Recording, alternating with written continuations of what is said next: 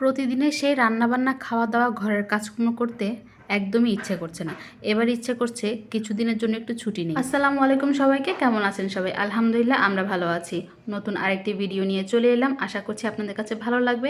যদি ভালো লেগে থাকে তাহলে লাইক কমেন্ট শেয়ার করার জন্য অনুরোধ রইল। আমাদের মতো গৃহিণীদের সেই একই রুটিন, প্রতিদিন রান্নাবান্না, ঘরের কাজকর্ম, খাওয়া দাওয়া এগুলো করতে করতে একদমই ইচ্ছে করছে না। আর এগুলো করি, ইচ্ছে করছে কিছুদিনের জন্য একটু ছুটি নিই, মানে কোথাও একটু বেড়াতে যাই। কিন্তু তারও উপায় নেই, কারণ এই মাসটা তো শেষ হয়ে যাচ্ছে, আর কয়েকটা দিন বাকি।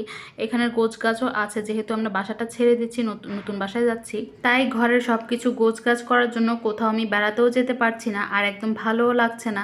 কথা বলতে বলতে আমি কিন্তু রান্নাটা শুরু করে দিয়েছি, মানে মশলাটা কষিয়ে, আলু কষিয়ে, তারপর বেগুন দিয়ে দিলাম। আজকে হচ্ছে আলু বেগুন দিয়ে টমেটো দিয়ে মাছ রান্না করব।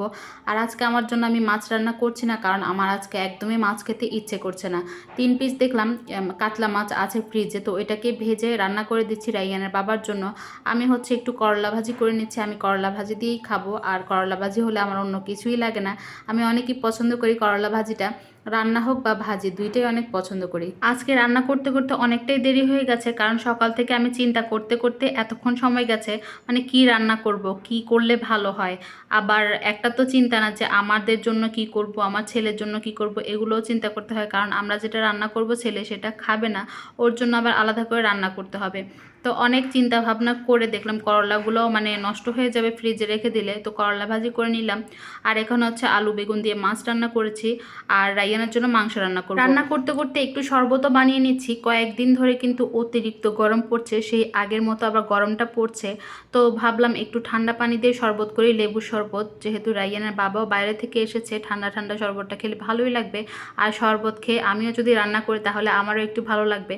তো শরবত খেয়ে এখানে হচ্ছে হাতে মাখিয়ে মাংসটা রান্না করব।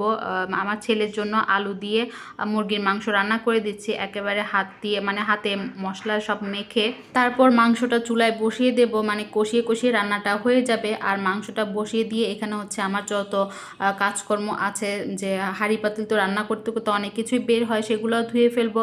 তারপর ছেলেকে গোসল করানো আছে, তো সেটাও হয়ে যাবে। তাই হচ্ছে একেবারে হাতে মাখিয়েই বসিয়ে দিলাম। আর যেহেতু অল্প মাংস, আর তেমন একটা ঝামেলা করার দরকার হয় নাই, এভাবে রান্না করে নিয়েছি। তো আমার তো রান্না বান্না সব কিছু হয়ে গেছে। এখানে হচ্ছে আমাদের জন্য মাছ, মানে আলু বেগুন দিয়ে মাছ, করলা ভাজি, আর ছেলের জন্য হচ্ছে মাংস রান্না করেছি। তো আজকে ভিডিওটা এখানেই শেষ করছি। সবাই ভালো থাকবেন, সুস্থ থাকবেন। আজকের মতো আল্লাহ হাফেজ।